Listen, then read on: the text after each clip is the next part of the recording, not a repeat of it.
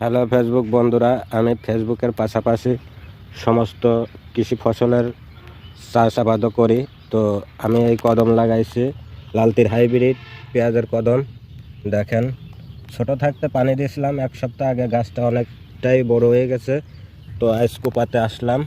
দেখেন, কিছু কিছু গাছে ফুল এসে যাচ্ছে। তো চাইলে আপনারাও এই জাতের কদমের চাষ করতে পারেন। ভিডিওটা ভালো লাগলে বেশি বেশি লাইক, শেয়ার, কমেন্ট করে অন্য বন্ধুদের করার সুযোগ করে দেবেন। ধন্যবাদ। হ্যালো ফেসবুক বন্ধুরা, আমি ফেসবুকের পাশাপাশি সমস্ত কৃষি ফসলের চাষাবাদও করি।